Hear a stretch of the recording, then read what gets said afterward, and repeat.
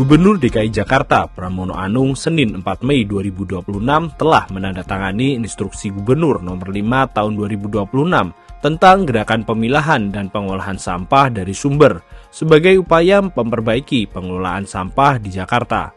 Melalui kebijakan baru ini, seluruh warga Jakarta diminta mulai memilah sampah ke dalam 4 kategori berbeda.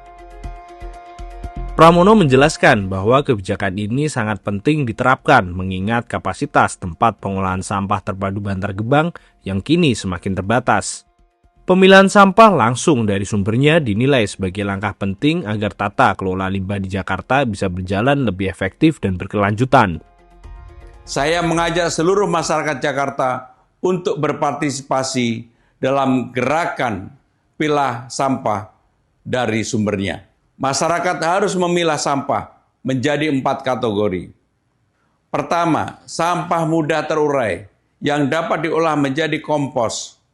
Kedua, sampah yang dapat didaur ulang seperti plastik, kertas, dan logam yang dapat disalurkan ke bank sampah. Ketiga, sampah B3 atau bahan berbahaya dan beracun. Keempat, sampah residu yang tidak dapat diolah kembali.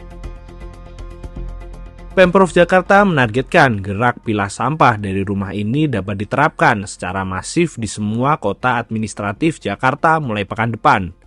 Sebelumnya, program pencontohan ini telah berjalan di sejumlah wilayah seperti Cilincing dan Rorotan. Untuk memastikan keberhasilan program ini, Pemprov Jakarta memperkuat pengawasan pemilahan sampah hingga ke tingkat wilayah.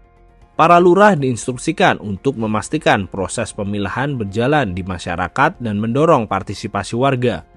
Lurah beserta perangkat wilayah juga bertugas melakukan edukasi, pemantauan, serta memastikan agar sampah yang telah dipilah tidak kembali tercampur ketika diangkut ke tempat pembuangan sementara.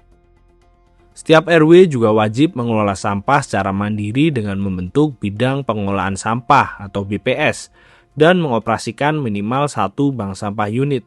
Nantinya warga yang melanggar aturan ini terancam sanksi administratif sesuai Perda Nomor 3 Tahun 2013 yang pelaksanaannya diputuskan melalui musyawarah RW dengan wewenang implementasi oleh lurah. Sementara itu, anggota DPRD Jakarta Agus Hamunangan menyoroti kendala kebijakan ini di lapangan. Ia menilai warga sebenarnya memiliki kemauan kuat untuk memilah sampah, namun hal ini terbentur oleh minimnya sarana pendukung seperti wadah tempat sampah terpilah di tingkat lingkungan maupun di bank sampah. Oleh karena itu, Agus mendorong Pemprov Jakarta lebih proaktif dalam menjangkau kebutuhan masyarakat di tingkat bawah, terutama dalam memfasilitasi warga yang sudah siap menjalankan pemilahan sampah.